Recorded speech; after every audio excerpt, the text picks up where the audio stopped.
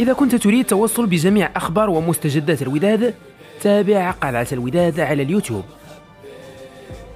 تحدث مدرب نادي الوداد الرياضي لكرة القدم عادل رمزي على الأجواء التي يعيشها فريق الوداد في مدينة أبها على هامش مشاركته العربية. وأكد رمزي في تصريحات لموقع الوداد الرياضي أن الظروف العامة للفريق جيدة، وعملية التعود على الأجواء تمر بوتيرة مثالية. وقال المدرب: كما تعلمون لم يكن لدينا وقت كثير للتحضير في وقت سابق، والآن نسارع الوقت للاستعداد، واللاعبين مستعدين ولهم رغبة كبيرة في التعلم وتقديم مستوى مشرف. وعن انضمامه لفريق الوداد الرياضي صرح: دافعي الكبير الذي أتى بي لفريق الوداد هو الجمهور، وأنا وعدت نفسي بإسعاد الجماهير وسنبذل قصارى جهدنا. ويستقبل الوداد الرياضي في البطولة العربية السد القطري الخميس لحساب الجولة الافتتاحية من المنافسات.